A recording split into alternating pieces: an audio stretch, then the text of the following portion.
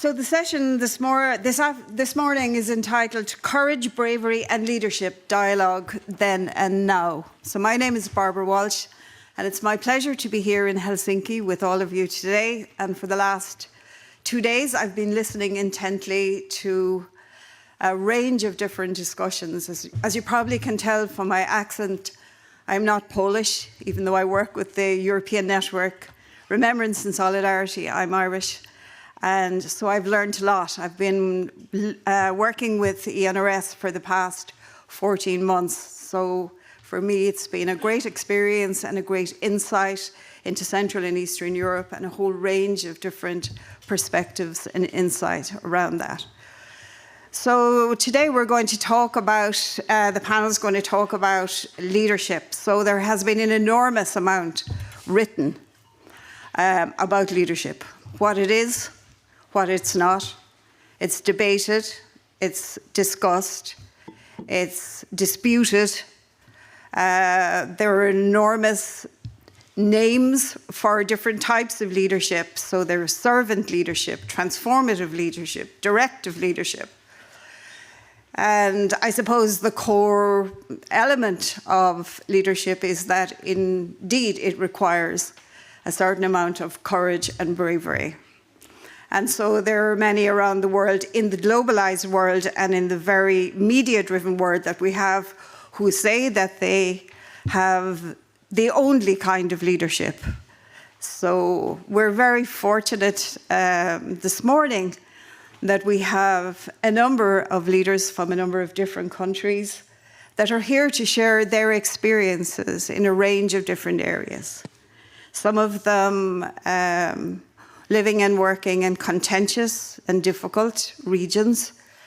Some that are working in the whole area of democracy, how to make it more meaningful, particularly maybe to younger people, to be more engaged in a democracy, because as we know, that's under threat at the moment, and it's being diminished in many different areas with the movement towards authoritarianism.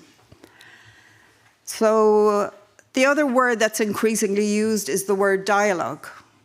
So I'm hearing that coming from a range of different areas, and sometimes people talk about dialogue as if it's debate or discussion, and it can be an element of dialogue, but dialogue in a way is the capacity to be able to actively listen to what it is that people are saying. Not just listen to respond immediately, which a lot of us have a habit of doing, but that we really try and step into the shoes of the others so that we understand where people are coming from. So we'll talk a little about that as well this morning. Just in Warsaw about a month ago, there was a documentary film festival. So I went to see a documentary that was on the Helsinki Agreement. So it was a very strange experience and wonderful, I have to say, to see it. And then to be here in Helsinki to actually be in Finlandia Hall yesterday to just see that. But I think what struck me from the documentary, of course, it was in wonderful black and white, but there were so few women there in that event. It was just a sea of men from different countries. And I suppose what struck me about watching that was the amount of relationships that must have developed during that period of time, that people got an opportunity to get to know people from different countries they would never have had an opportunity to meet, and the connections that were made, and the points that were made here this morning about the importance of follow-up and revisions and the patience and the perseverance that it took to embed that system over time. So I'm not going to say any more. So this morning, I just want to introduce our participants. So the first speaker this morning will be Maciej Bator from the Organisation for Your Freedom and Mine, based in Belfast, Northern Ireland. The second one is Ieva Česnulaitytė from DemocracyNext in Vilnius, in Lithuania. The third one is Ville Kivimäki from the Finnish Literature Society based here in Helsinki, 500 metres up the road, he tells me. Joanna Matera from the New Community Foundation that's based in Warsaw in Poland. And Joan and Mairead McCann from Ireland, from the Atlantic Technological University in Sligo in the northeast of Ireland. So without further ado, I will invite Maciej to stand or sit and talk to us about your freedom and ours. Thank you very much, Barbara. To start with, I just would like to say thank you very much to the European Network for having me in Helsinki. Usually I work in a slightly different capacity and I'm addressing slightly different crowds, so it's a huge privilege and honor to be here and to talk about For Your Freedom and Ours. Can I ask about the presentation, please? My question to the crowd, how many of you know what is happening or know the history of Northern Ireland? Quite a few, thank you very much, because I don't think I would have enough time to explain you how complex and difficult situation in Northern Ireland is in 8 minutes, so I can actually dive into my presentation.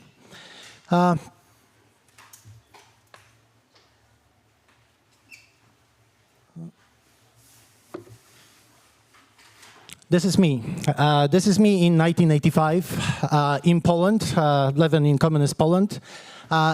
Trust me, I'm not showing this image to you to show you how cute I was as a child. This was me in 1985. It was the height of the troubles in Northern Ireland. In this image, I'm young. I have no knowledge about the world. I'm very naive. But I also like to discover things.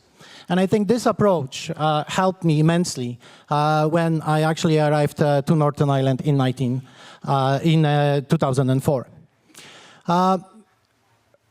Northern Ireland was going through a very difficult period called the Troubles, where two indigenous communities were fighting against each other. And I think, many people in the world think that the conflict in Northern Ireland is based on religion. In my experience is that this conflict is more tribal than based on religion. The situation in Northern Ireland is divided until today. We basically have divided schooling system. We have neighborhoods that are predominantly Republican or predominantly Protestant. If you're building a leisure center in the Protestant area, you're going to have to build another one in the Catholic area, and they might be actually maybe half a mile away from each other. But you have to basically focus on both communities same time. And this mural would actually explain you what Northern Ireland is today. Prepared for peace, ready for war. Northern Ireland is still having a large influence coming from paramilitary groups. And I think that the situation is stable in Northern Ireland, although it's yet far from being perfect. Northern Ireland, as I mentioned, is divided, and this is actually the election from 2022 showing you that Northern Ireland is also divided politically. To actually establish a parliament in Northern Ireland, you have to have what is called a power sharing, which is actually a collaboration of a loyalist and a Republican Party. This is, in my opinion, having a huge impact on Northern Ireland because people in Northern Ireland vote historically. They don't vote on policies, they vote rather green and orange because they're coming from certain areas and they might have certain personal affiliations to the party, to the people, and to the concept of how they want Northern Ireland or North of Ireland to look in the future. In 2004, after Poland joined the European Union, there was a huge influx of Polish people coming to Northern Ireland. Between 2004 and 2009, there was up to 60,000 Polish, what we were called migrant workers, coming to that part of the United Kingdom, mainly to seek better life and employment for employment opportunities. We were the first largest migration that came to Northern Ireland shortly after the Good Friday Agreement that was being signed in 1998. And as you can imagine, we basically went to Northern Ireland when the situation was still very unstable, and we appeared there in greater numbers overnight. No one was expecting, from both local communities to see such a big migration coming to Northern Ireland, and very little, Polish people knew what Northern Ireland is about. We could have basic knowledge about the conflict. My knowledge was coming, mainly from my grandmother, who said to me, "Don't go, they're going to kill you," because her knowledge of Northern Ireland was solely based on what she could hear from the media at the time of the Troubles. And I think we also came to Northern Ireland for a short period of time. I meant to be there for 3 months, and it's been 21 years. So I think this approach actually didn't allow us to fully integrate from day one. And also some of the local community leaders or people affiliated with paramilitary organizations, when they discovered that Poles are coming from the country that is in over 80%, 90% Roman Catholic, they thought we were going to become Republicans, and we came to Northern Ireland to support the other side of the conflict.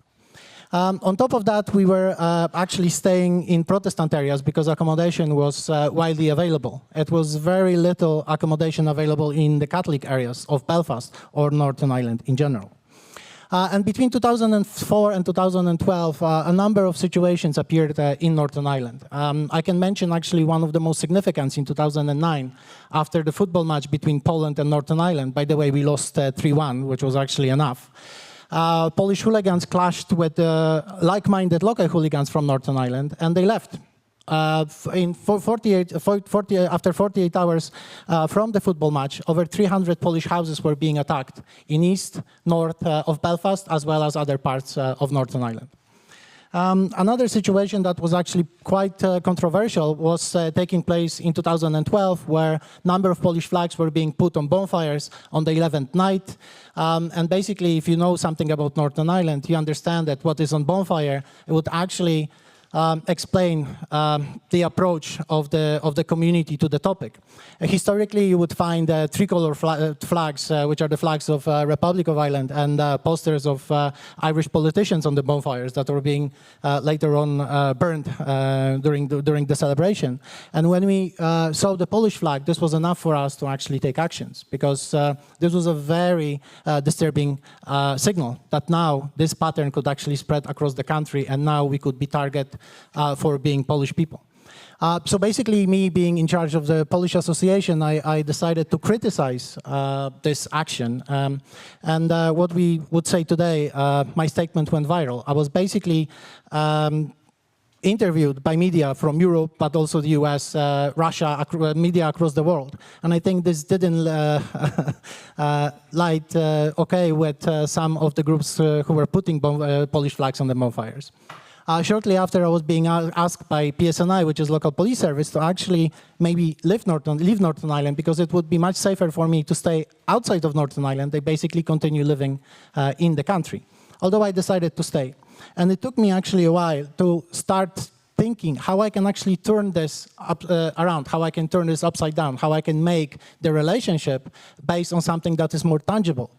At that stage, there was 15 military graves of the Polish airmen from the Second World War in Northern Ireland. And I started to build the whole relationship on shared history, because I thought this might be a really good start and beginning of the debate or conversation or dialogue about us being part of Northern Ireland and not being part of certain community group. So basically, I started thinking about how I can structure the whole program, and I come up with an idea of building this on 4 S's.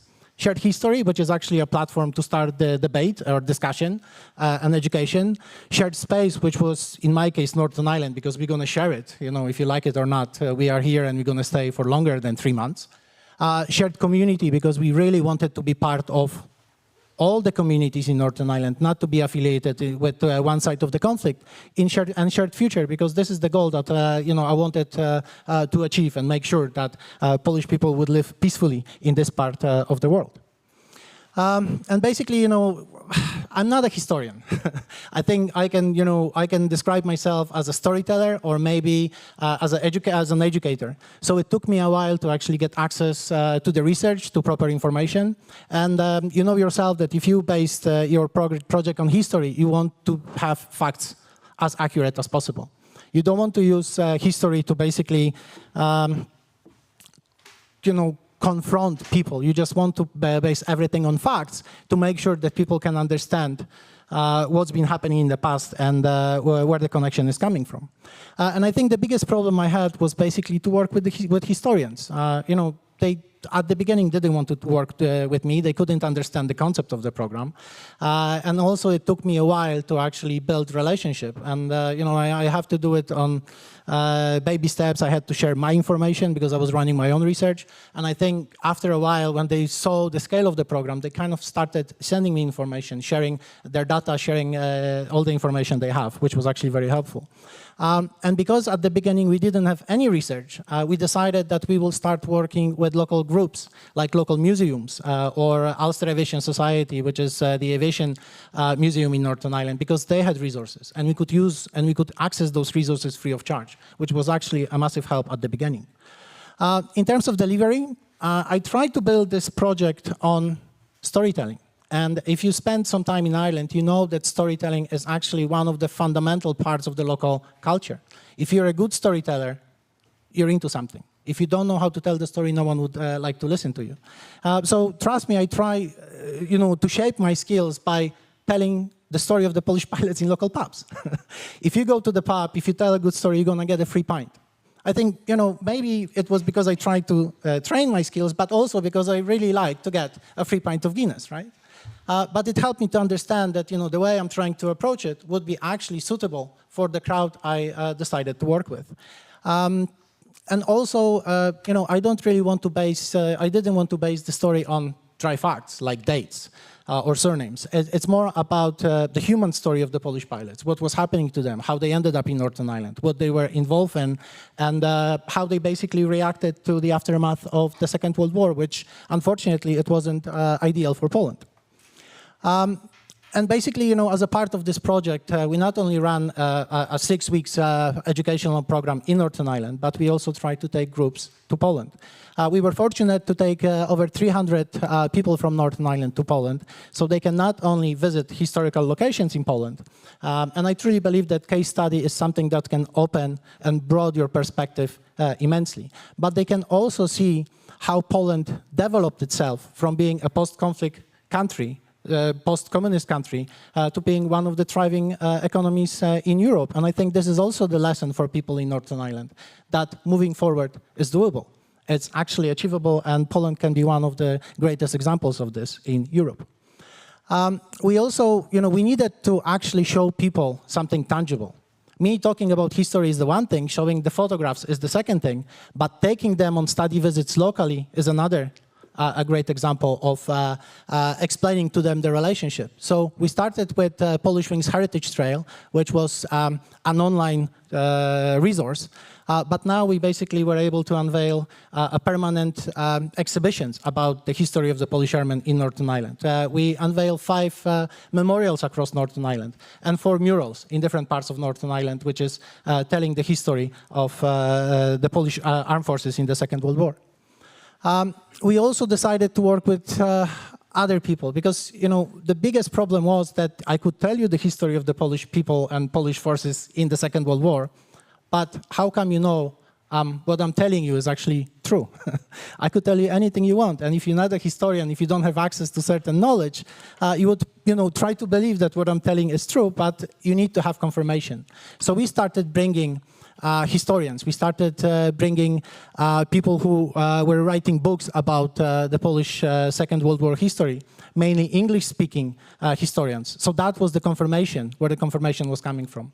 And if you have someone coming from the same cultural circles, confirming what person from the ethnic minority background is trying to educate you about, it's a great asset that you can't actually skip. And I think the result, we were able to reduce number of attacks on Polish people in Northern Ireland. Polish community is regarded as one of the most integrated communities in this part of the United Kingdom or Ireland. We basically, we were able to educate over 4,000 people that were coming from different backgrounds, from flute bands, Orange Order, paramilitary groups, ex-combatants, to members of the local community, to members of the local parliaments or MPs. And I think, we turn everything in the sense that now Polish history is commemorated and celebrated by certain communities across Northern Ireland. No, there is no doubt about the relationship that Polish people have with the country. But the problem is that now, unfortunately, the focus shifted on other communities. If you actually use your search engine, you might actually see what is happening in Northern Ireland today. We've been experiencing 4 nights of riots, which were actually, which are focusing on the Romanian Roma community in Ballymena. And the situation is actually quite bad as we speak. And I think, in terms of my learning about all of this, I think building meaningful relationship with people is something that is at the core of my educational program. You have to go to the people, and you're not there just to deliver the project and go. You really actually need to almost act as an ambassador for your community and show those people, and majority of them never had a chance to spend more than 5 minutes with a person coming from ethnic minority background, that they can do it. They can actually build a relationship, they can spend time, they can have fun, they can laugh, and they don't have to be afraid to get involved in conversation. They don't have to be politically correct. And you don't really need to be politically correct to build a relationship with other people. You have to actually build everything on respect. At the beginning, finding right advocates for the program. As you can imagine, working with paramilitary organizations in Northern Ireland for someone who is not linked to them was quite difficult. So finding people who could actually introduce me to certain people and say that, there's no secret agenda, you can work with him, you can listen to him, give him a chance. It worked, because now we don't have to promote ourselves. We've been actually passed from one group to another, which is actually the best thing you want to do when you work with marginalized communities. Implementation of non-judgmental approach. I came to Northern Ireland with a level of prejudice, and I also started working with groups with a huge level of prejudice. But I truly believe that if I will try to tell them what is right and wrong, I wouldn't get anywhere. So it was me just to deliver the educational part based on history, with hope that they can actually understand what I'm trying to explain, and they would actually, were able to get proper judgments from it. And I think, for me moving forward, I have a number of groups that would like to participate in the program, and I think we were actually okay with that. Although the biggest problem I might have is to actually find funding for international study visits. And trust me, I can actually provide you evidence that study visits are the best way of changing mentality, changing approach for people that never left their own country. So if there is anyone, or if you know anything about funding available for international study visits, I would be very keen to have a conversation with you. And I also left you what we called a model of good practice. You can find those booklets actually on the front rows. Please grab one, because in 8 minutes I was unable to explain what the project is about, but I hope this book would explain you exactly what For Your Freedom and Ours did in Northern Ireland. Thank you very much.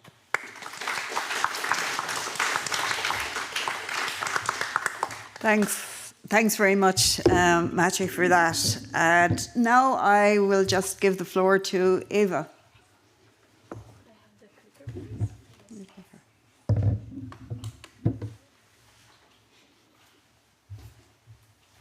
Hello, can you hear me? Is this working? Okay, great. Could I have my slides, please, as well?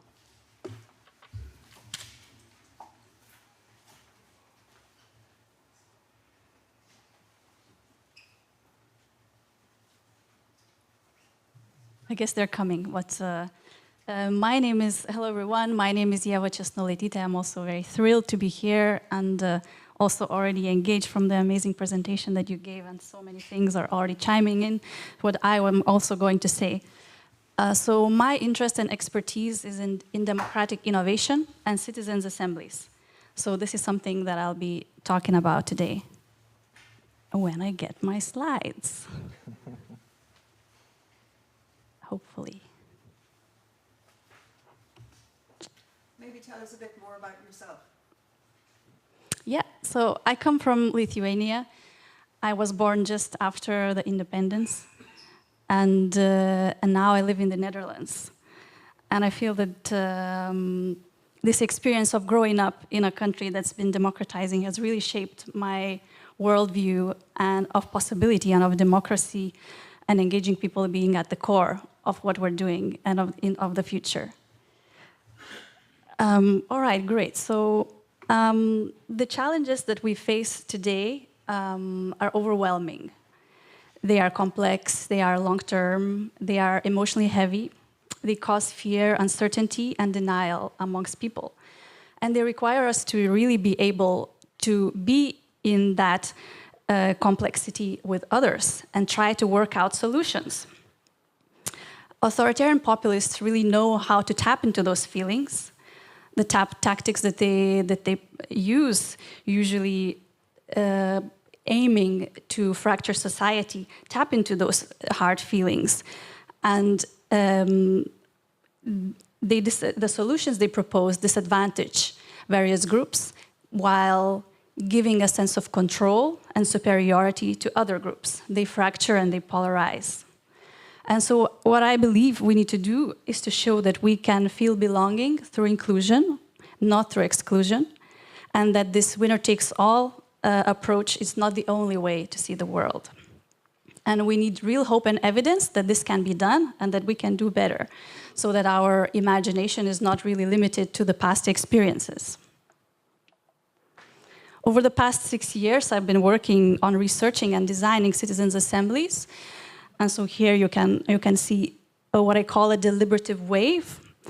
The number of citizens' assemblies has reached over 700 at the moment. And there's also a tiny little blue deliberative wave emerging in Central Eastern Europe, which is also of particular interest to me because this is where I'm coming from. And so these citizens' assemblies, they hold the promise of maximizing the constructiveness of humanity. They're called citizens' juries, citizens' panels, consensus conferences, etc. And so what is a citizens' assembly?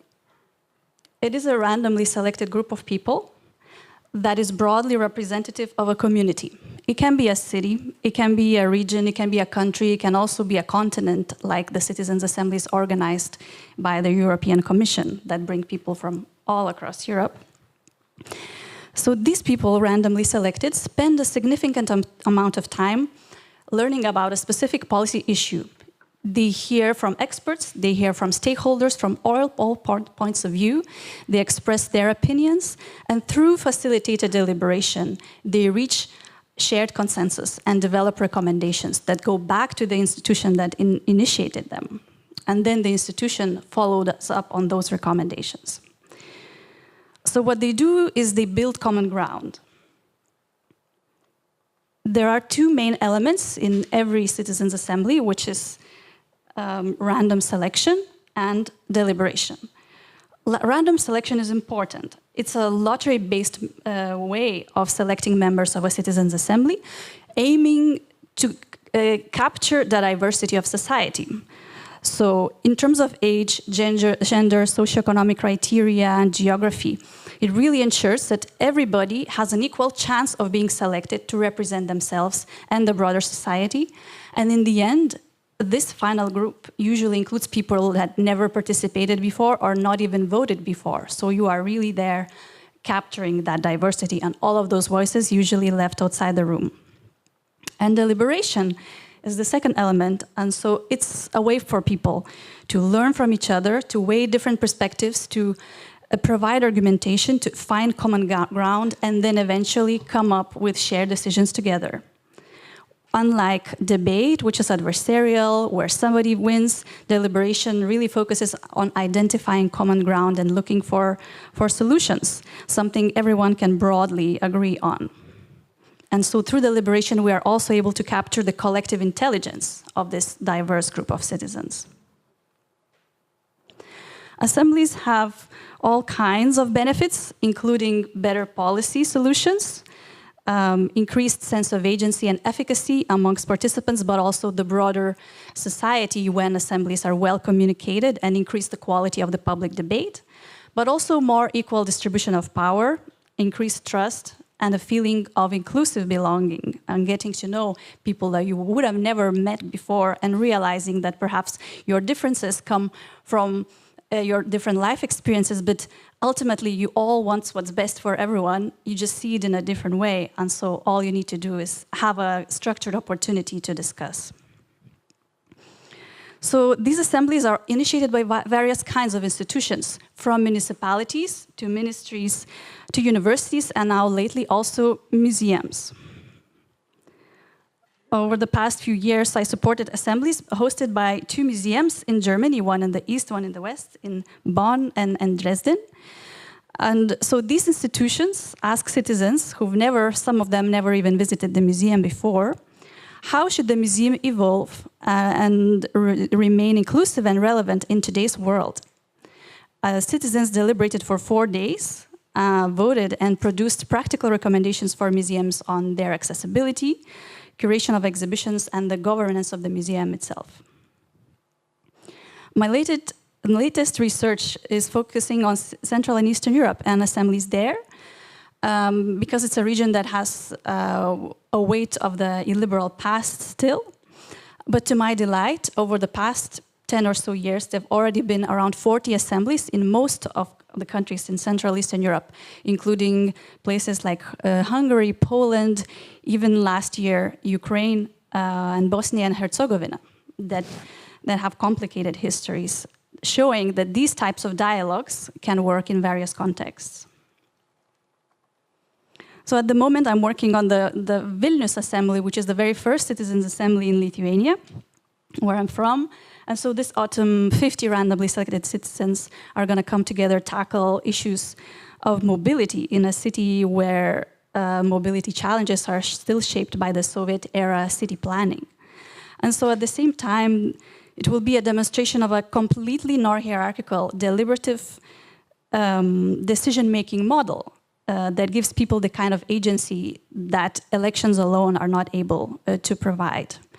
And also at the same time, hopefully allowing them to address the sense of learned helplessness that kind of still trace from the liberal past and from the oppression that Lithuanians have experienced. This sort of radical agency potentially might be restorative.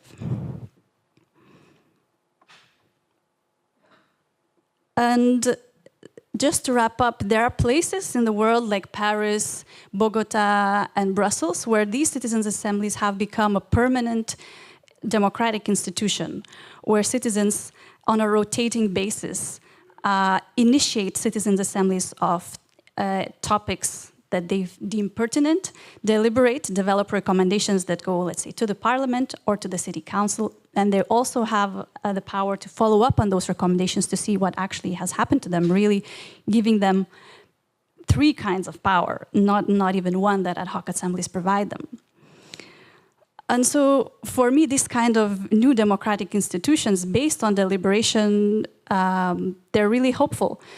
And I'm thinking about the conversations we have over the past few days, you know, whether the spirit of the Helsinki Act is alive. I don't know if it is alive behind closed doors in high-level meetings, but it really is alive there when everyday citizens come together to deliberate respectfully and develop common ground and recommendations that they can take into the future. So I think we need to foster these types of initiatives, so this deliberative future can stand a chance against the less positive ones. Thank you.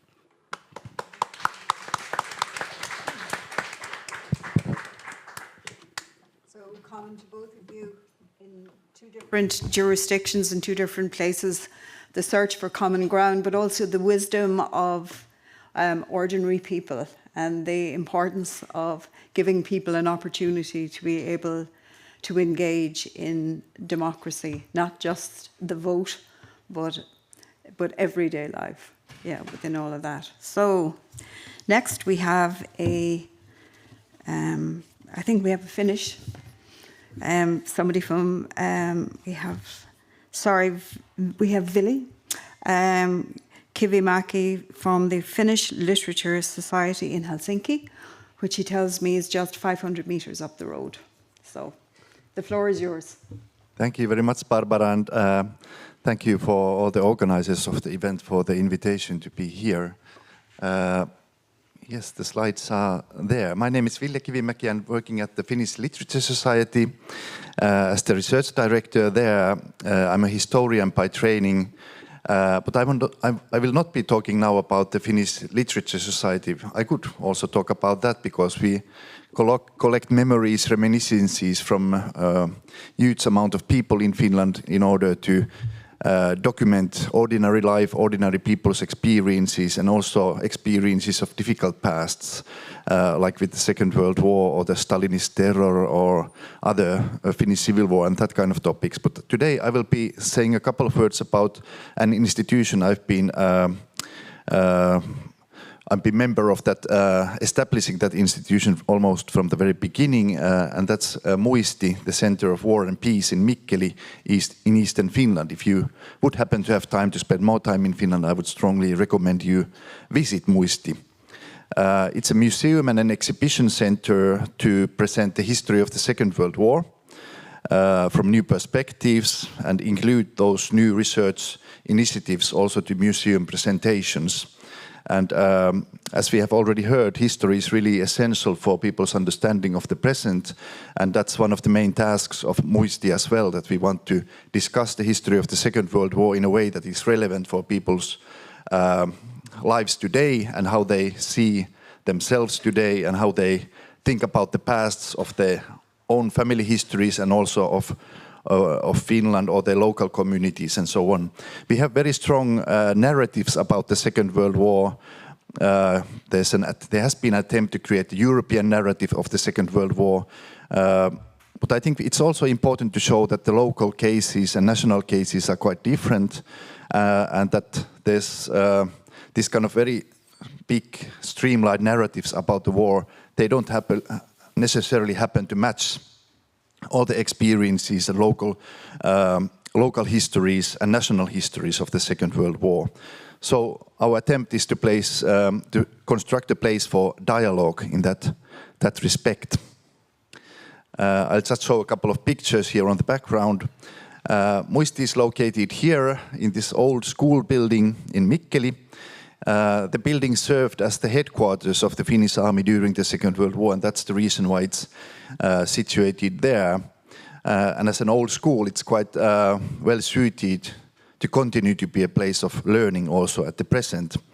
I think we are attempting to create two kinds of dialogue with Muisti. The first one is about the dialogue between the present and the past, to make people think about the past as an open history, as something that could have been different, and as a kind of a foreign place that they have to have some effort to think about how people lived at those times and to think about their own lives in 2025 from that perspective. And the second dialogue is between different contemporary understandings of past and present, how we today think about the Second World War or history in general. Regarding the first dialogue, we invite people to make a trip to the past, to try to understand the past experiences, the decisions that were made at those times, the emotions that were involved in those decisions, and also that there were always alternatives, that there's no single history that had to happen the way it did, but there's also different alternatives. Here in this picture, it's not very remarkable as such, but if you know that it's the office of the Finnish, the Marshal of Finland, Carl Gustaf Mannerheim, during the Second World War, that already makes it a bit of a different place than just an ordinary desk.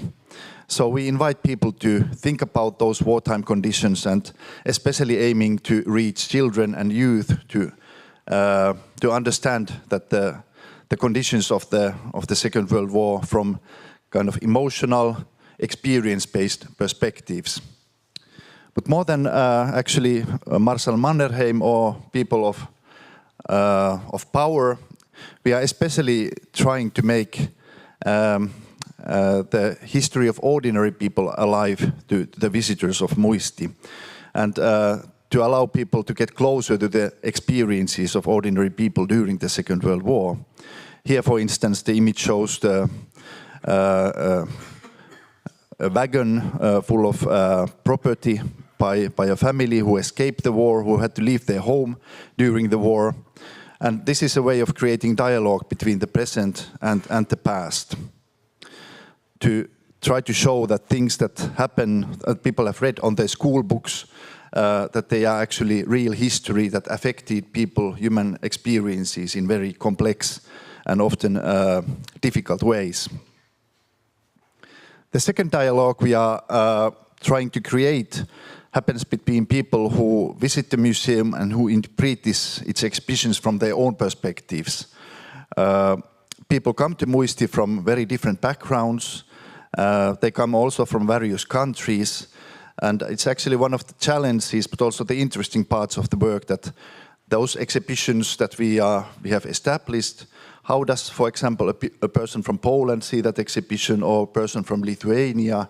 Because, people carry their own histories with them, their family histories, national histories, and those things that are self-evident for a Finn, for example, when they visit Muisti, they don't have to be self-evident to a Polish visitor, for example.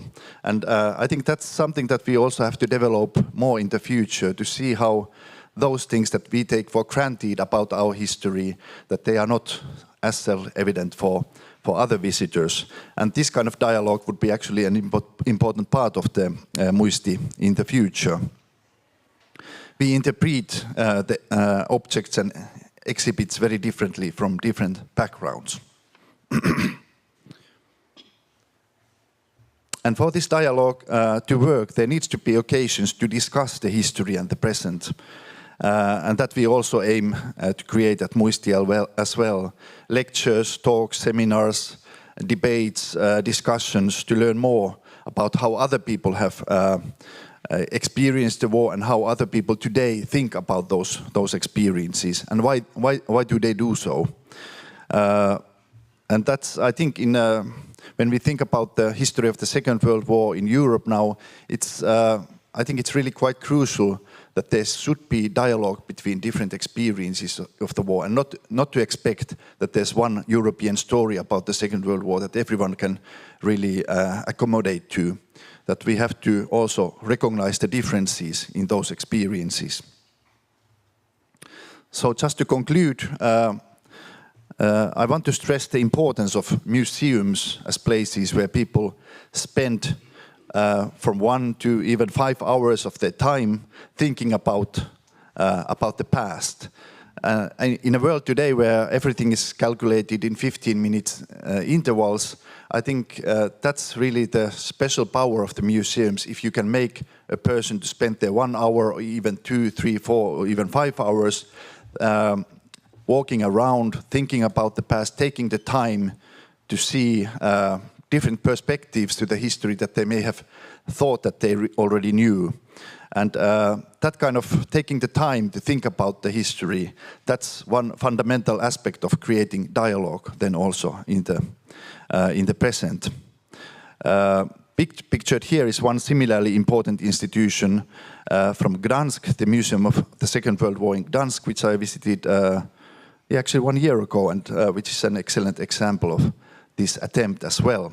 So these are my short words, and I look for the discussion. Thank you.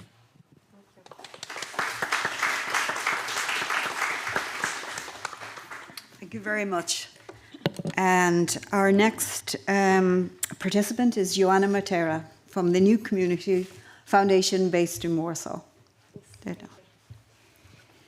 Can I have slides, please?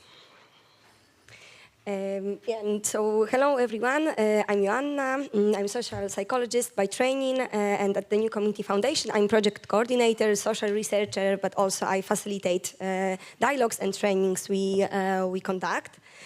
And as I said, I'm here on behalf of the New Community Foundation, an organization based in Warsaw, working to reduce polarization and to rebuild a civic community in Poland. And why to deal with polarization? Because it's a threat to democracy, as it goes beyond the regular differences of opinion. It refers to deep divisions on major social issues that hinder democratic decision-making and make mutual understanding impossible. And as for the level of polarization in Poland, according to a study published by the Digital Society Project, Poland ranks high, holding the second place in the EU in terms of this indicator. You can see also from the statistics presented right now that Polish people are not only tired of divisions, but they also long to find a common ground.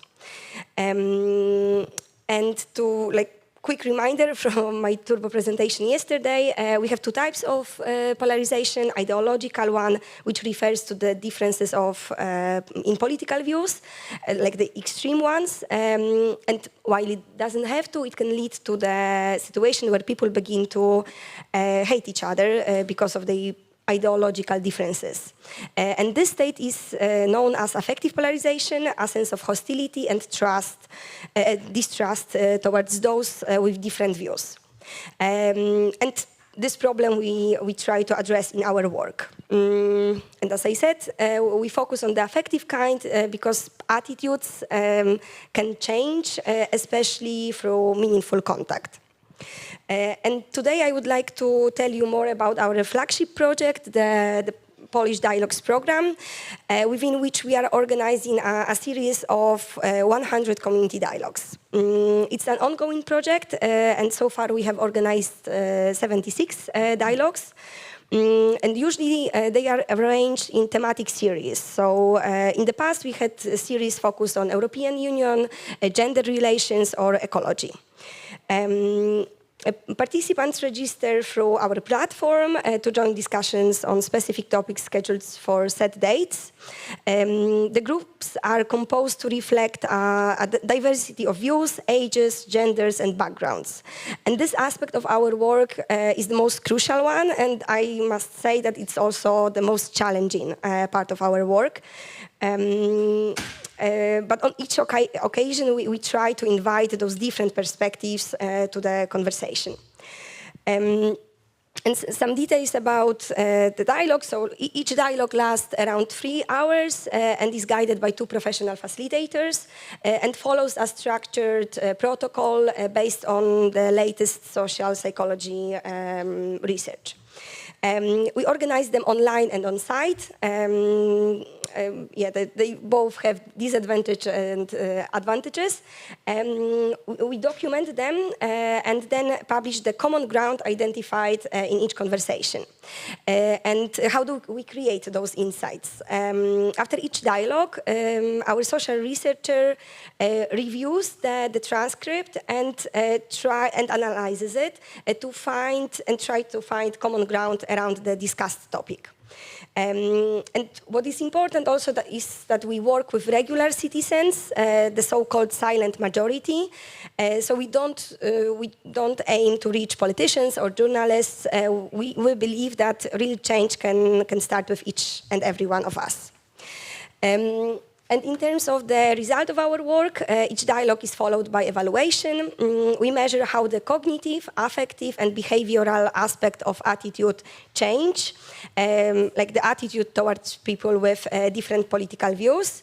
And as you can see, after participating in dialogue session, people report more understanding towards other perspectives, greater willingness to cooperate, and stronger sense of community.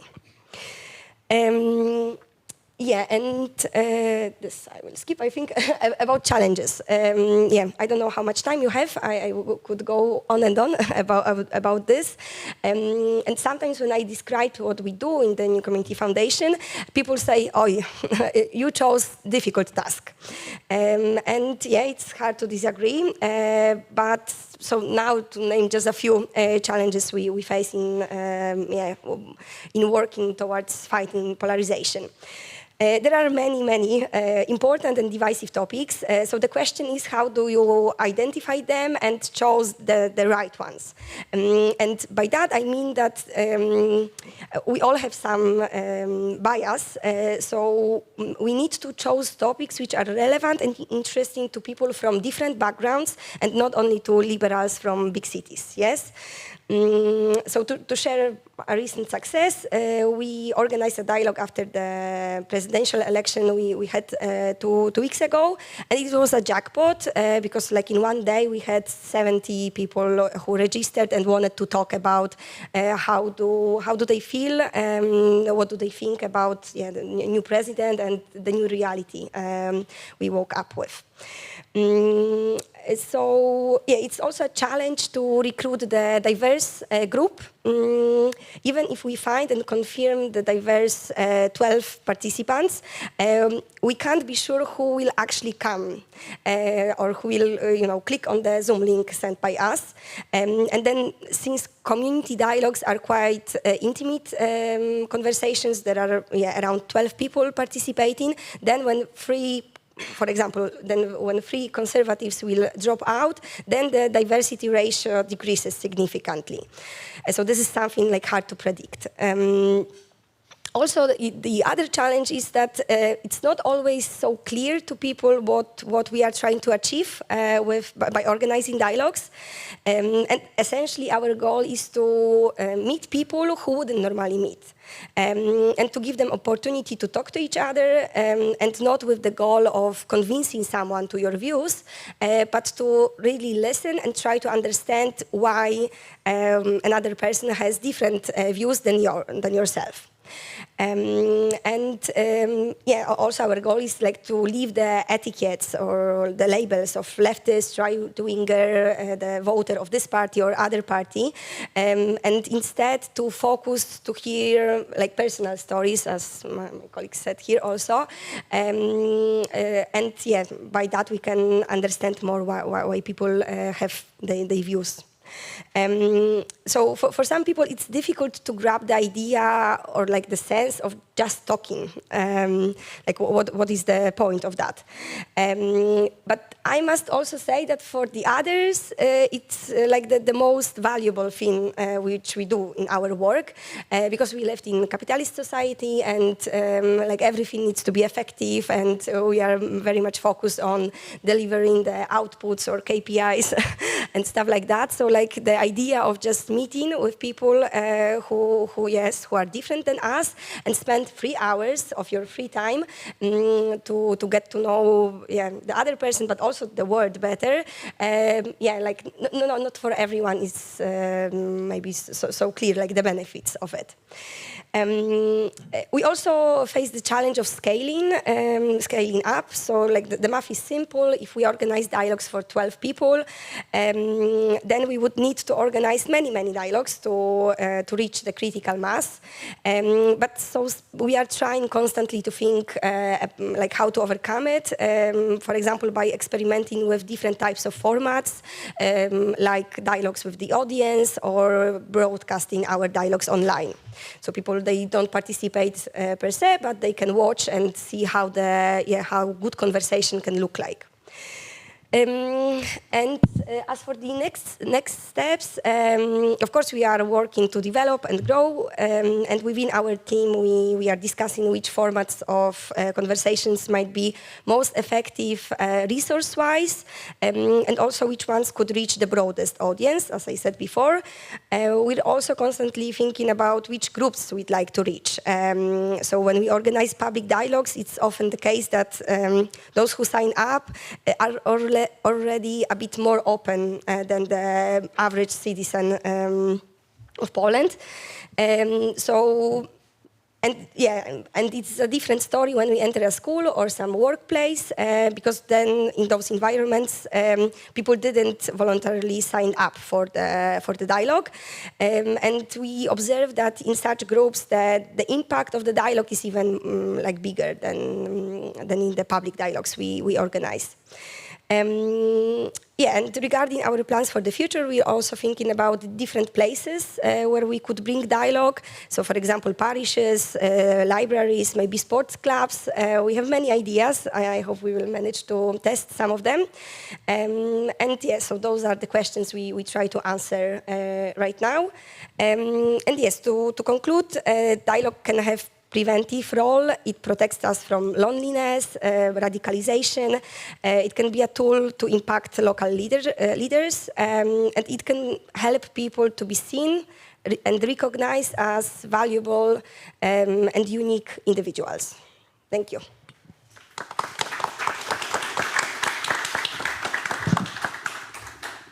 Thanks very much, Joanna. And last but not least, I'd like to introduce Joan Morrison and Mairead McCann from the Atlantic Technological University in Sligo.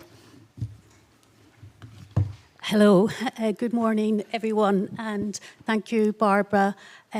We're very pleased to be here and to have accepted the invitation from the European Network for Remembrance and Solidarity and to participate on the panel. My name is Mairead McCann and this is my colleague Joan Morrison, and we're both lecturers in the Atlantic Technological University.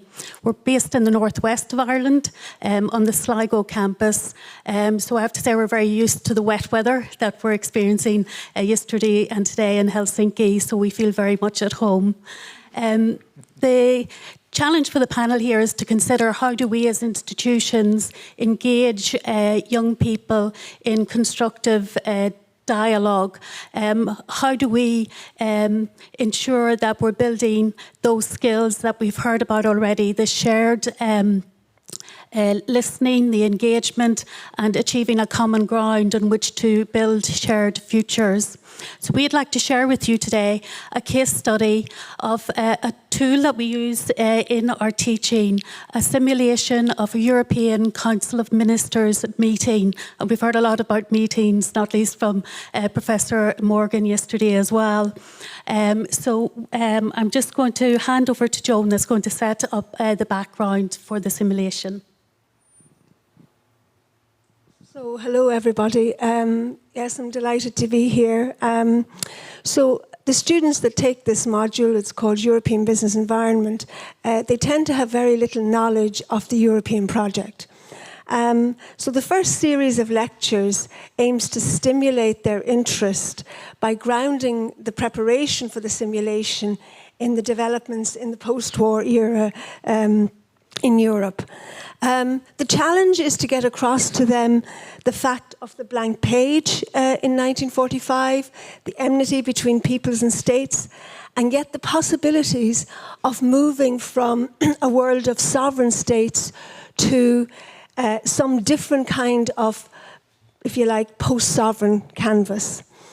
So on the one hand, through the simulation, the preparation, the doing of it, the evaluation of it, they see very clearly, I suppose, what you might call the miracle of cooperation and integration, which is the European Union today of 27 states. But on the other hand, given current issues and tragedies, they also see very clearly how messy it is, how complex it is, and that it is an evolving type of cooperation. So I would say, and we see this every year in our work, that the EU simulation is active learning around good faith dialogue, and I would say it embodies the spirit of Helsinki. So part of what we wanted to look at were the theatrics of the simulation itself. The props give a sense of occasion to the final event of the simulation. And you can see from the images on slides, so for example, the configuration of the tables in the room, and it's in the formal setting of a hotel conference room, which is outside of the students' normal experience of the classroom environment. So that proximity lends a reality and an authenticity to their engagement in the simulation. And you can see the other props that we have, so that the microphones, the country's blocks that identify the position of the students, even the imagery of the flags and the nation state flags that are set up to create the environment in the room, all feed into encouraging the students to embrace their role in the simulation itself. The smart casual attire is optional, but most students do suit up or tie up. They set aside their normal student garb and they don the mantle of the Minister or Commissioner of the European Union itself. Okay, so that last slide, by the way, were our students in November 2024. In these next 3 slides, we just want to look at students' comments and their experience of the EU simulation. And these highlight the key themes of this session: courage, bravery, leadership.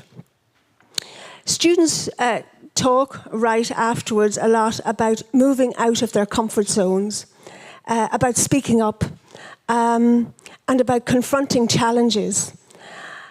The uncertainty of it, the stress of it, and the unfamiliar nature of the exercise.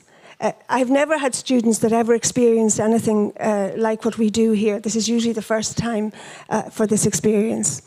And they do it with courage and openness. There's also emotional courage, because they overcome the fear of judgment and they embrace the vulnerability in a public setting.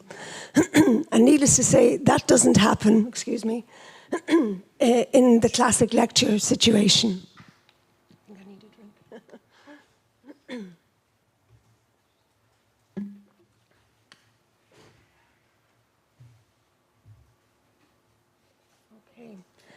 Okay. And here you see bravery, and it is evident because they do embrace public speaking, debate, and probably most importantly, the unpredictability of the simulation. So in the words of this student, as you can see there, you owe it to yourself to showcase the amount of work you have put into your research, a powerful expression of bravery. Stand up, speak out, even when you're nervous. We also see their intellectual bravery when they tell us, don't just focus on coming up with arguments, but also prepare to counter-argue. So, put simply, be ready to engage in real time and unscripted dialogue.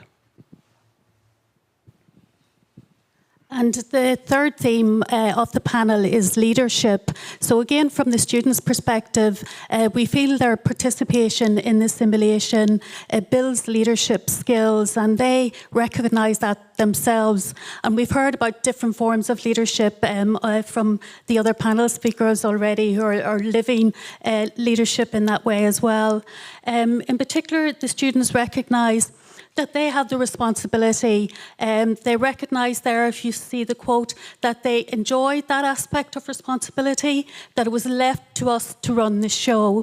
But they also recognise the importance of teamwork, the challenge of building collaboration, and that ability to shape the process. And we've heard a lot over the last couple of days about the importance of shaping processes and what will be the processes, the institutions into the future as well. So they very much recognise that responsibility, standing up, taking ownership, and taking a lead, very much leadership qualities that they are developing. So in terms of our next steps, well, each year we base our continuous improvement cycle on student suggestions and observations, and you can see them noted here in the slide. We will also continue to build on civic engagement. This is where we invite local councillors, TDs, MEPs on occasion, and second-level students, where they come and observe the final event. We also have an international talks section, and particularly online since COVID, that has proved wonderful. So this features as part of our programme, and it makes students critically reflective, and it contributes to their engagement in the whole debate process, the negotiation, which is an EU simulation. Finally, we also aim to expand our horizons, and we would hope to develop a blended intensive programme. So it's known as a BIP. And this will centre on participation in a simulation. And we would invite you, if you're interested, to scan the QR code, or you can email us, or you can talk to us afterwards if you're interested in getting involved with us in pursuing this idea. So I suppose finally in preparation for this panel, I'm originally from the north of Ireland and lived almost a decade in Belfast. So appreciated of our colleagues, our opening presentation on the panel today. I took the opportunity to walk some of those steps on the Polish Wings Trail and to visit for the first time Milltown Cemetery in Belfast, where I paid respect to the 7 graves of some of the Polish airmen that are interred in Northern Ireland. And I think this image, and particularly on the headstone of the grave of Sergeant Lugowski, who tragically was killed at the age of 23, we were very conscious that we're engaging with young people, and as Maria and Agnieszka talked about earlier today, they are of a similar age, aging from 18 to 23 to 25, and they're facing, as Joan said, quite a messy, complicated future. We've heard about the threats of cybersecurity, AI, concept of what security means for these young people as they merge into society.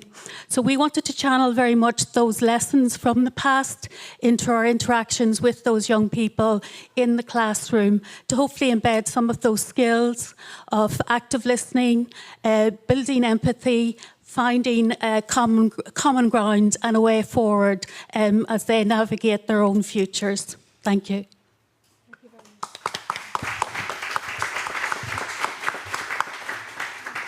Thanks very much. That was the tour de force of democracy, engagement within communities, both at local level, at national level, and at EU level, and a whole range of ideas and ways to engage younger people through museums, through citizens' assemblies, through, and I suppose the basis of all of it is the connections that are created between people and having somebody to facilitate those connections, and at some level then to be able to take all those ideas and feed them into communities and maybe into places and spaces where they need to be heard. And the voice, what came across from all of you, is the importance of giving people voice in a structured way to be able to engage in topics that are sometimes contentious, sometimes are different, and that places where people really get to know that they have so much common ground and so much in common with each other. So my question to all of you is, okay, so you're doing all this work. So what inspired you yourself on a personal level to take this journey into this type of work?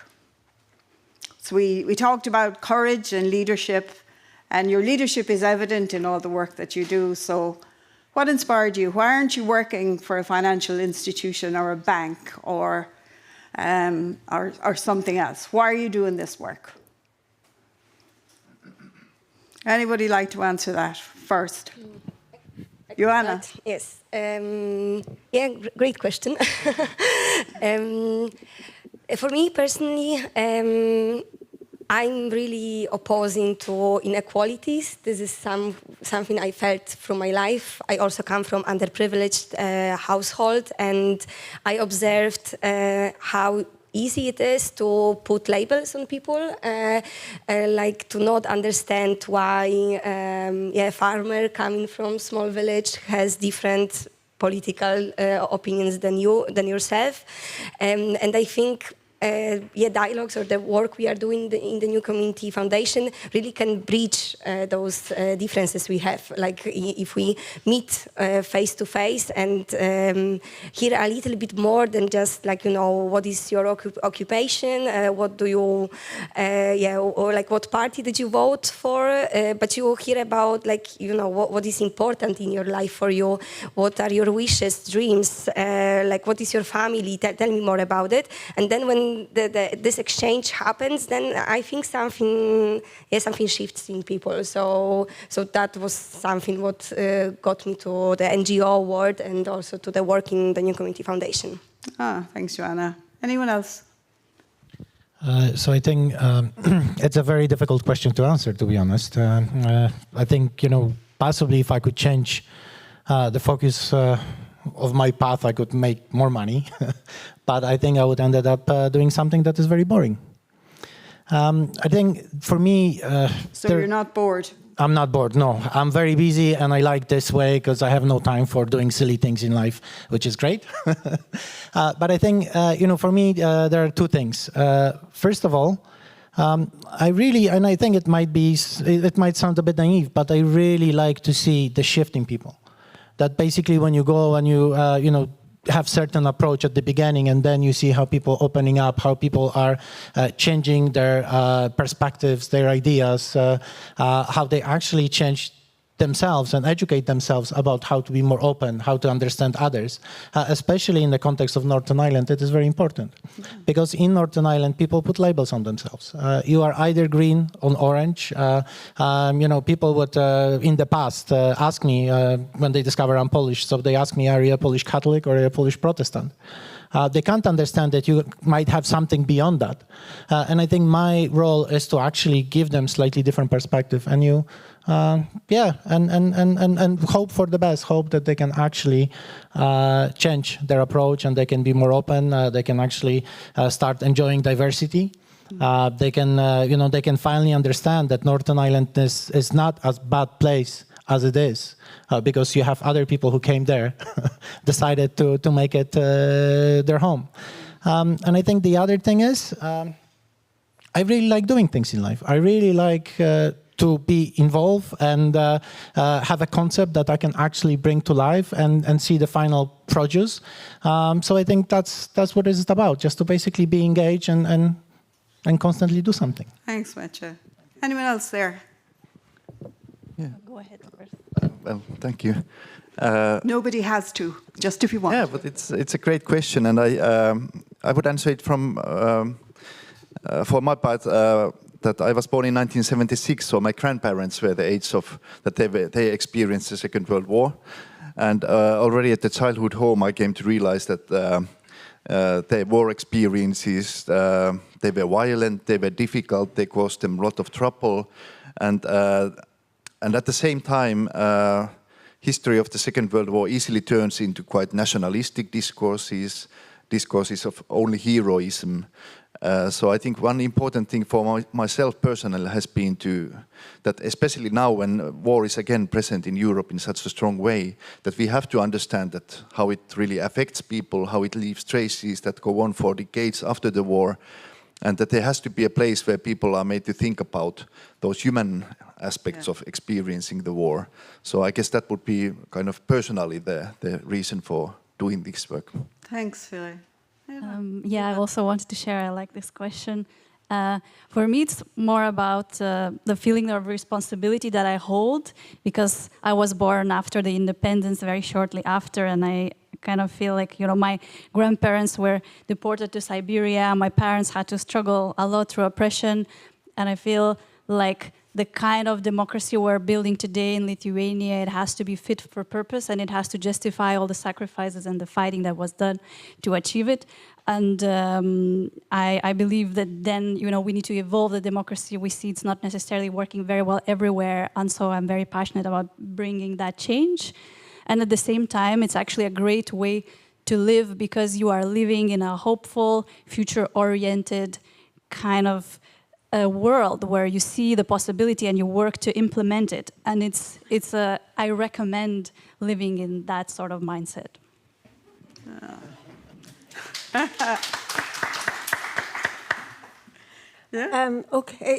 So, well, I think the first thing I'd say is I happen to love teaching and learning, and I'm still learning, and this is nearly 40 years on, so I feel very, very fortunate. The second thing is that the simulation is something that I did myself as a student. So I'm sitting on the shoulders of others, in particular my own lecturer, Bridget Laffin, in Ireland, and she learned it from Helen Wallace, professor in the College of Europe in Bruges. So I'm always very conscious of that. And every year, myself and my colleague, we do this together. It's quite a little bit of work involved, to bring them to the point that they can get into that room and we let go. That's so important.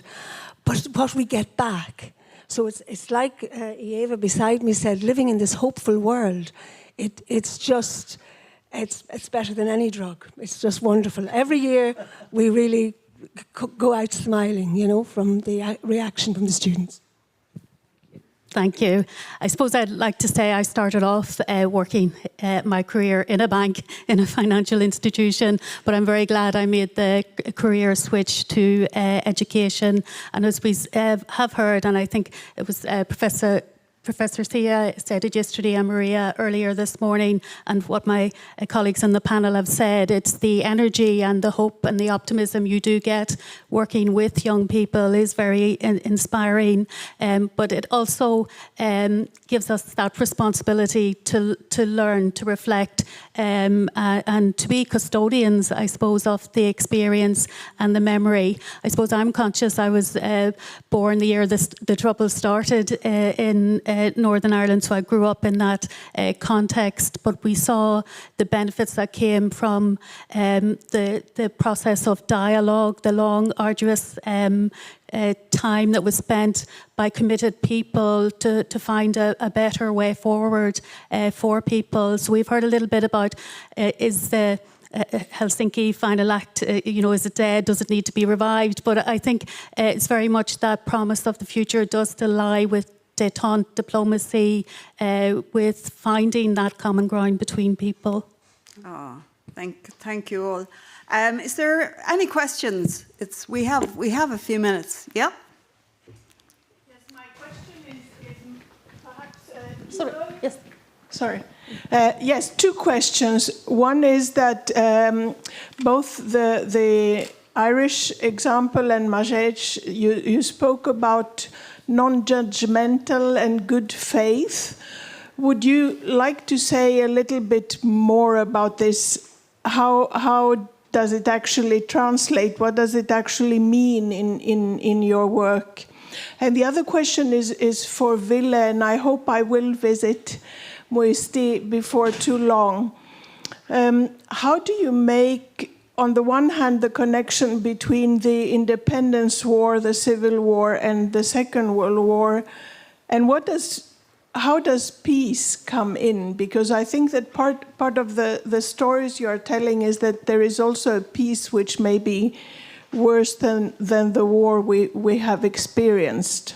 In Greece, it was definitely the case. The civil war after the Second World War was far more detrimental.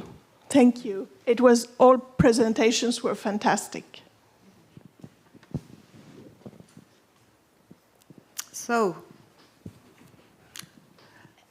there's a question for both of you there. For both, yes. Yeah. So I suppose starting off when we said good faith dialogue, I think that very much does come back to the building of relationships, and that even though different parties start from obviously concerned about their own expectations, what they want to get from the interactions, it's about having enough good faith actors and those individuals, and again this came up in this morning's panel, in terms of it's about being in those rooms, building trust, actually listening, so getting past, and this is something we experience with our students, because initially they might have a limited view where they think, well, if I'm representing Finland or Ireland or Croatia, I'm just going to be pushing my agenda consistently, but that what they soon realise with the dry run and the final event is that it's much more complex, that they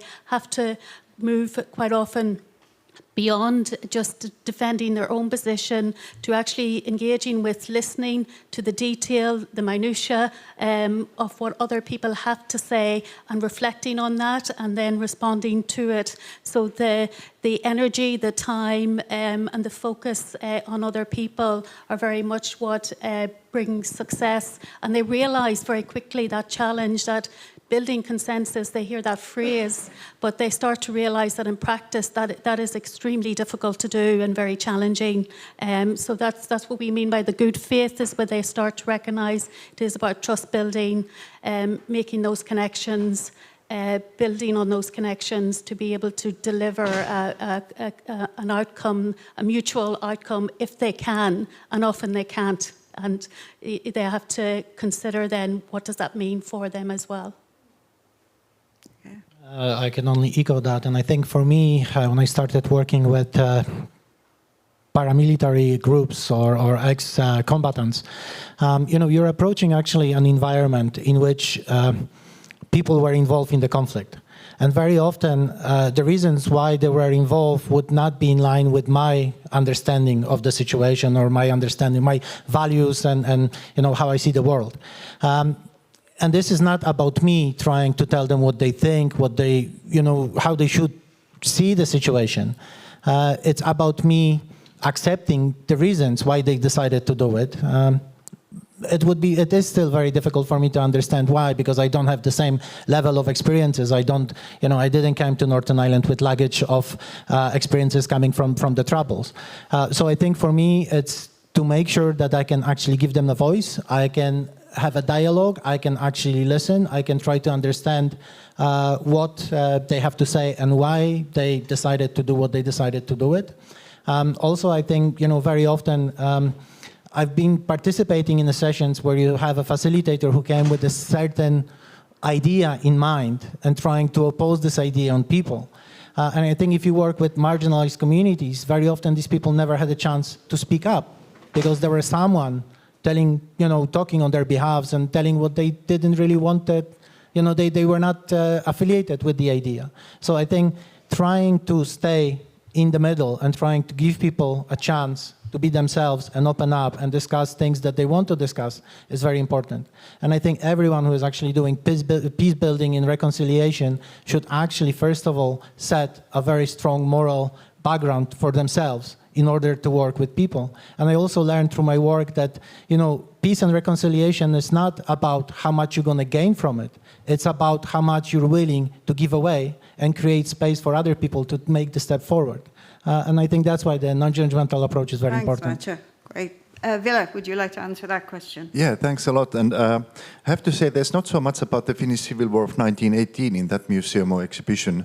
There has been an excellent exhibition of that in Tampere, which is now also available online. But that's a good point, and we might have a kind of a smaller exhibition inside the museum, maybe on that. But what has been very important for us from the beginning is to include peace in the name of the Muisti Center of War and Peace. That it's not only a kind of, it doesn't aim to be a kind of a military history museum, but it's a place where we invite people to think about peace and not to take it as something that's you can take for granted. So there's quite a lot at the end of the exhibition. There's quite a lot of room to contemplate about what actually peace means to all of us.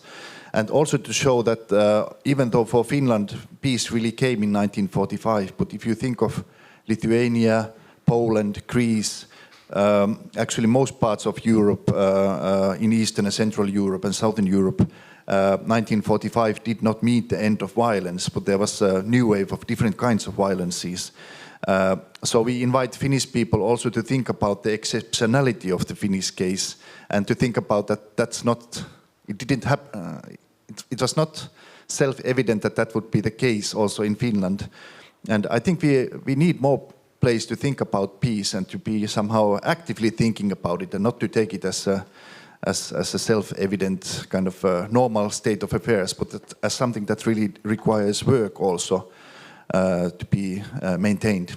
Thanks very much. Any other questions? Yeah.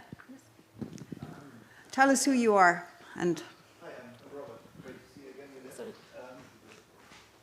I've wanted to ask you if there has been pressure of any kind, like political pressure of how to present things in your museum, or maybe if not pressure, but subtly expressed wishes. Because you spoke about the Polish context, visiting World War II Museum, and we know what happened there.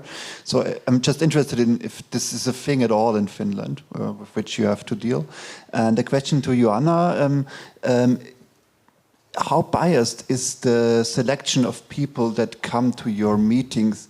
I can only imagine that people who really hate the other side, who conservative who really hates a liberal, does he even show up to your meetings? And if so, how do you deal with expressions of hate? So what is the border of, where's the border of things that you feel that people can say in such meetings when we talk about trauma and violation of...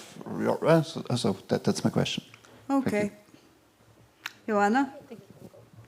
There has not really been kind of open political pressure towards the exhibition. Some people get upset about certain things, but that you cannot really avoid. I've actually been a bit more worried about the thing that so many people are quite so satisfied with the museum that maybe we are missing something that if it doesn't really cause any anxiety. Surprisingly, it has been quite a smooth process. But of course, I think the case of in Gdansk and elsewhere as well, it really shows that that doesn't mean that it always stays like that. And we have to be prepared for events when, there can be really heavy pressure on museums, historians and so on to come to right conclusions from certain political perspective. But we haven't luckily experienced that so far. Thanks, Ville. Joanna? Yes, okay, so great question. Questions, actually. So about the selection of the group. First of all, like we have this idea that the radical people, like it's a lot of them. But actually the research shows that the margins are not so big, no? So like we try to reach the, what I said, a silenced majority. So people who are maybe not necessarily in the center, but like, leaning towards left agenda or like more right-wingers, but not the extreme spectrum of the line. And like on each dialogue, we try to maintain the balance. So like, okay, we try to invite 12 people, then like half-half, that we have women, men, people from villages, big cities, I don't know, professionals, and also not educated or like with a lower level of education. And in terms of political views, also like the same. So quite half-half. Like we have a short survey. People need to fill in to sign up for the dialogue. So we ask about the political view, like on the scale from 1 to 7, and then you say how much conservative or liberal you are. So like having this information, we can ensure the diversity in groups. But what you said about conservative hating liberals or the other way around, people like who are on those extremes, they are not interested in dialogue. Or like we don't encounter this. So like you need to have like the background, like the first thought that it could be actually interested to hear another perspectives. So we don't have that many radical voices in like on our meetings. Still, sometimes it happens that someone says something controversial or like also maybe expressing yourself in the way you are not used to because of different backgrounds we have, social capital and stuff like that. So then of course like we have this difficult moments during the dialogue, but that's why the facilitators are there to ask questions. Like so if someone expresses some like radical thought, then we try to deep dive, no? Like okay, but what do you mean by that? Like why is it important for you? So maybe like okay, you use that word, it can be seen as as rude or inappropriate, but what did you want to convey with this word? And then usually people start telling these stories, like what they actually mean, like so they put the labels or those big words which can be interpreted in many different ways. And you also ask about these borders, like when do we say stop, what is not allowed in the dialogue? This is like difficult and like nuanced. I think if we are organizing dialogues, if we are in this work, then if someone says something what you don't like or and we would, I don't know, say to this person, you need to leave the conversation, then we would fail as a group. Like, because that's not the way, that's not the point of our work. So even if there is this discomfort and someone says something difficult to, I don't know, wrap your head around it, then again, we try to understand what is behind that. But of course, if there would be like, you know, the very specific hate speech, like then facilitators would react, not by like telling them to leave, but again, like naming what happened during the conversation. And also, I must say that many times other participants react. So like they give feedback, they talk to the person, and they talk, like they share their feelings, like, okay, it bothered me what you said, like it was painful for me, like why you would, and then the dialogue happens. So that would be my answer. Thank you. So before we finish, I just want to give one last question to the panel as a whole. Thinking big, dreaming big, about possibilities for the work that you're doing. Where would you like to see it in 5 years' time?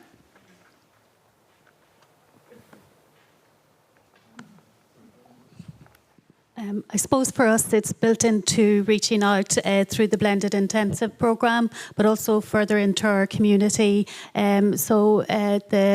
It's something we have done before, but we want to build on, is a wider symposium that brings together the citizens, the students, local politicians and members of the European Parliament as well. So that sense of bringing it from the individual action into the structures and the processes more formally. So we would see it expanding, being better resourced by the funding agencies, and to build on that interaction. Thanks, Mairead. Yeah. Okay. For me, maybe kind of the dream is that citizens' assemblies become something that is known for people beyond just democracy being associated with elections. And in some countries this is already the case. For example, in Ireland there have been quite many citizens' assemblies on a high level. But this is kind of maybe the larger dream. And personally, as the citizens' assemblies spread across different contexts, it's also, I think, about how they adapt to those contexts and how they take into account the different histories of every region, of every country, and what modifications do they make to this model that we see spreading. So I guess it's I'd like to see the flourishing diversity of how different contexts are applying this new kinds of deliberative institutions. Thanks, Ieva. Well, I think we will, of course, be developing the museum, better exhibitions, more interesting stuff and so on. But if I would like to think about something a bit outside of that, I would be really happy if we could see the civic society to take the museum as a place of debate and discussion, and also the children and school children and youth, that they would be more actively incorporated to the exhibitions, and there would be more programs to discuss with the kids about what they see there. And then also this element of bringing people from different kind of backgrounds and countries to Muisti, and to really not only to make them see the exhibition, but just to include them in discussion what they saw and how would they interpret it from their own backgrounds. That would be great. Okay. So on the organizational part, I would say more stable funding, that we didn't have to worry that much about it. But in terms of like our work, I really like the sentence one of the participants said in the end of the dialogue, that actually what divides us is not the political differences we have between us, but the lack of skills of good communication. And I think that's the essence. So if we dream big, then I would like that good conversation trainings are they are taught at schools, like from the very early age, maybe also in workplaces somehow it's like included that there is some time and space that we as co-workers could also have those spaces where we could discuss I don't know, our personal life and because it can make our community stronger. So so this I would say. Thanks, Joanna. So for me, two things. First of all, I think we're going to continue educating people about the shared history, because one of my goals is to make sure that Polish history can become part of mainstream Northern Irish history.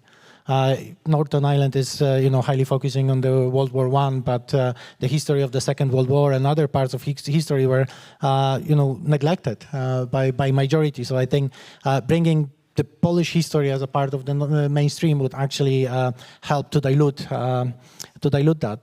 And I think the second thing is we already started focusing on the last 2 decades of the Polish community in Northern Ireland. The history which we are talking about, took place over 8 years ago, but we now having a history that is happening on our doorstep, and we really need to focus on that. So we started interviewing Polish people about their journeys, creating it would be like an online library of stories, video stories. Because I truly believe that we now should actually show what we managed to do in the past 20 years in Northern Ireland. That we are not there, to steal jobs, steal houses and drain benefit system. Now we basically have Polish people working at universities, working for governmental organizations, running their own businesses, to show how we basically giving back to the society. And I think history is important because this is the start of the conversation, but now it's time to actually take a next step and focus on more recent history. So on behalf of ENRS, I would just like to thank you all, Maciej, Ieva, Ville, Joanna, and Joan and Mairead for your passion, your commitment to change.